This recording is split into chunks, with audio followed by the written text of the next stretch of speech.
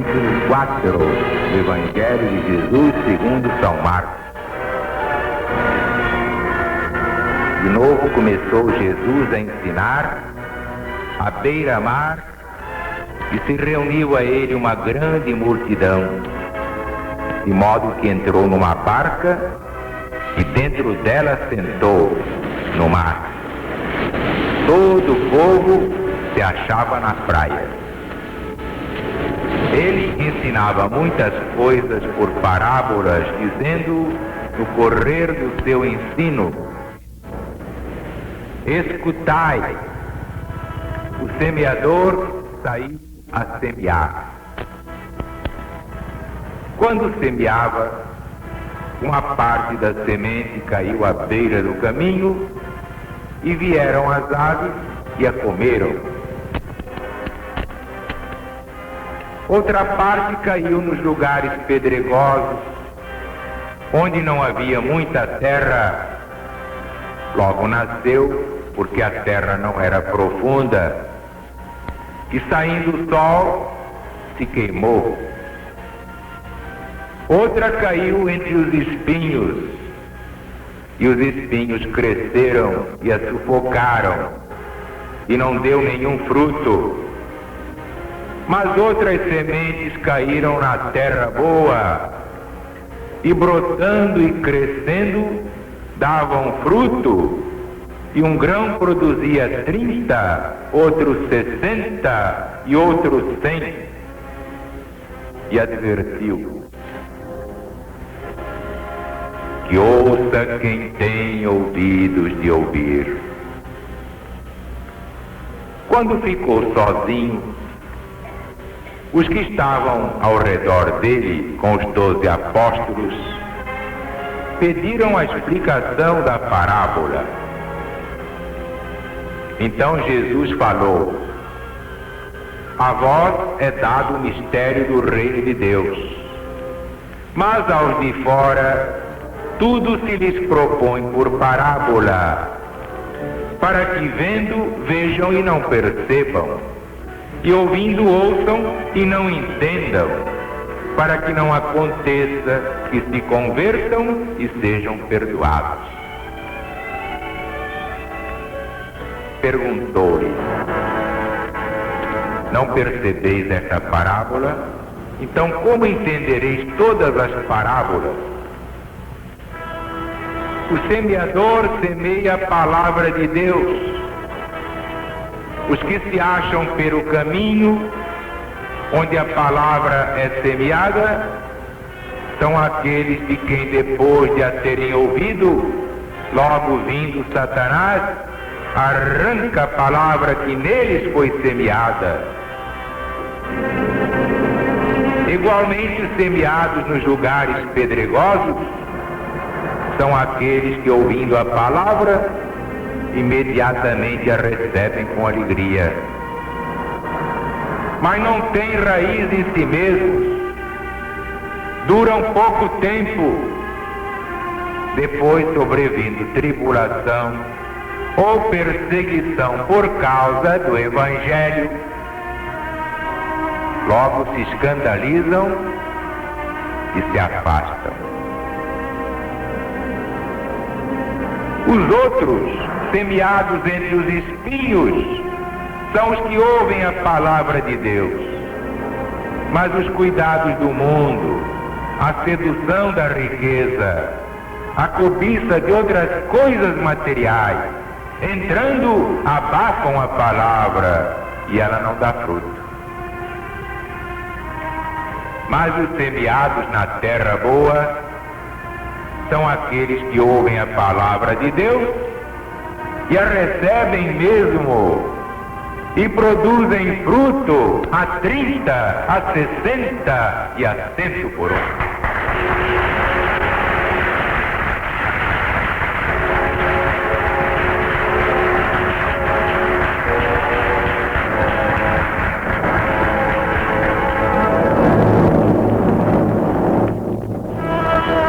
Meus amigos e meus irmãos, a parábola já foi explicada pelo próprio Jesus. Ele contou a parábola e depois explicou a parábola. Eu não tenho a acrescentar nada, a não ser a minha experiência pessoal à frente da LBV.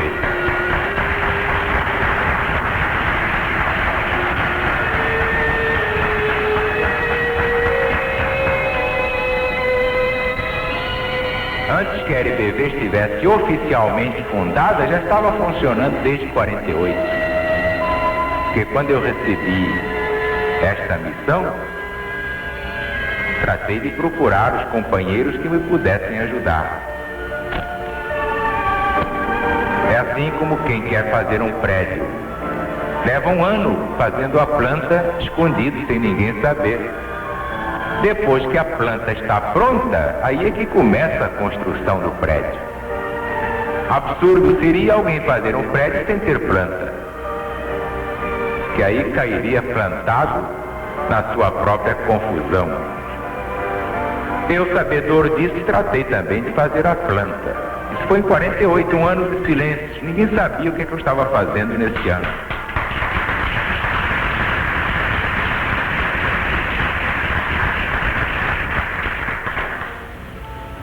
Tanto que há uns fatos que hoje eu posso revelar.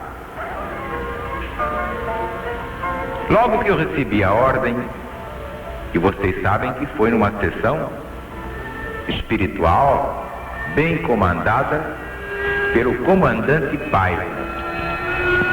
Era um velho gordo, muito bom, dentro da relatividade das coisas humanas. Respeitava muito a doutrina, entendia de evangelho, então reunia um grupo. E alguém querendo frequentar esse grupo tinha que se submeter ao teste. Eu não era melhor que ninguém, humildemente me submeti. A coisa era assim. Por exemplo, fulano de tal quer saber se pode frequentar esta reunião. Então, na reunião de hoje, os guias espirituais diriam sim ou não para a reunião seguinte. A maioria levava bomba, que os guias diziam assim: está bem, quando se corrigir, pode vir. E o camarada ficava há 30 anos se corrigindo. Então, se deu comigo um caso interessante. Meu nome foi proposto e na mesma noite foi aprovado.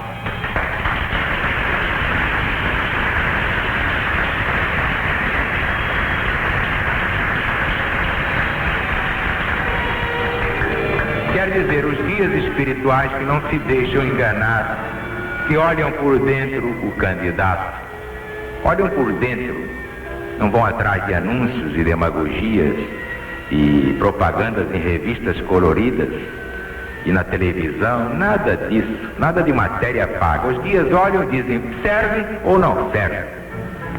Então, se disseram que serve, é porque o irmão operário não estava brincando com as coisas de Deus.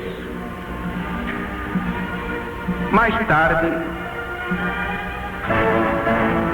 houve uma confirmação interessante, porque nessa sessão, dirigida pelo comandante Paiva, havia aquele círculo em torno à mesa, e o círculo maior dos candidatos ou observadores da reunião espiritual. E eu estava nesse círculo maior. Então, observando com todo respeito aquele trabalho que foi na Federação Espírita Brasileira. Eu fui até levado por dois amigos, o Werneck Genofre e o falecido Agostinho do Camiseiro. Aliás, um grande coração. Lembrem-se que eu já contei aqui que durante o trabalho, uma senhora de cabecinha branca, Dona Emília Ribeiro de Melo, quando olhava para mim assim, fazia assim, baixava a cabeça. Eu olhava para ver se era para a direita, se era para a esquerda. Não era, o negócio era comigo. Daqui a pouco ela olhava outra vez e baixava a cabeça, com quem diz, perfeitamente, pode deixar comigo. No fim da reunião, Dona Emília chegou assim para mim, não me conhecia, disse apenas, meu irmão, São Francisco de Assis esteve aí do seu lado e manda-lhe dizer que está chegando a hora de começar o trabalho. E foi embora.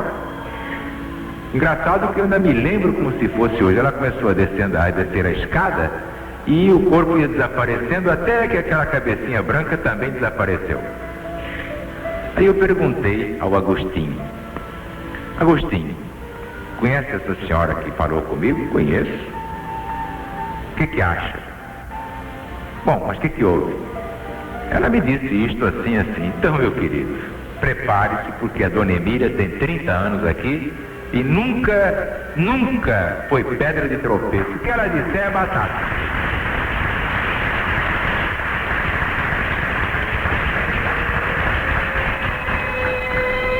Pois bem, mais tarde, quando eu estive com aquelas andanças da igreja romana, que eu não fujo de nenhum debate, numa das andanças eu fui parar num convento e a Madre Superiora, muito serena, já idosa, Maria Matilde, ela olhou assim para mim, teve como que uma visão e disse: meu irmão, o senhor tem uma grande missão a desempenhar neste mundo. Aí eu me interessei para ouvir dela o que foi, mas a turma do deixa disso entrou no meio e ela não pôde contar o que viu. Mas eu sei que era São Francisco de Assis que estava ao meu lado.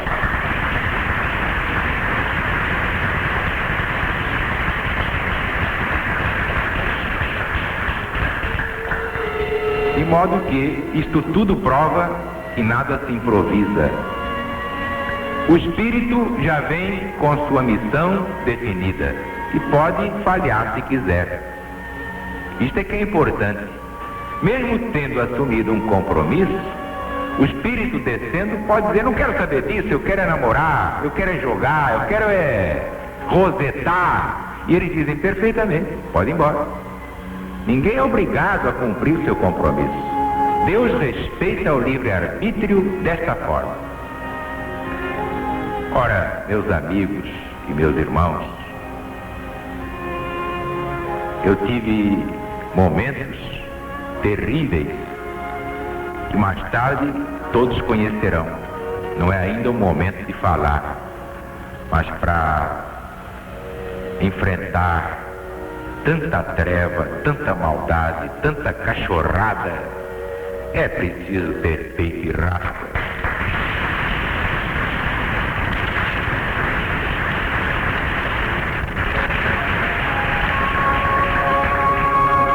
Muita gente que não me conhece pode pensar que eu sou um orgulhoso. Não sou, não. Vou lhes dar mais uma prova. Em 1952, quando eu comecei a ver a LBV tomar corpo, o que daí é que ela começou a disparar e a crescer de uma maneira incontrolável, eu fui humildemente a Pedro Leopoldo, me hospedei num daqueles hotelzinhos, passei a noite quase em claro meditando com a minha agente espiritual, e no dia seguinte fui bater um papo com Emmanuel. Emmanuel é um dos guias mais acreditados do nosso irmão legionário Chico Xavier. Emmanuel é um espírito de muita luz hoje.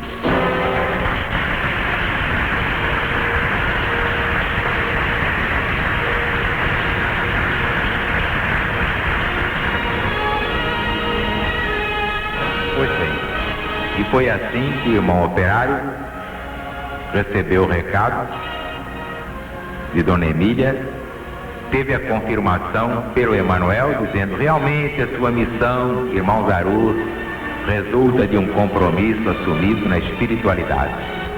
E depois a Madre Superiora do convento, dizendo: o senhor tem uma grande missão a cumprir.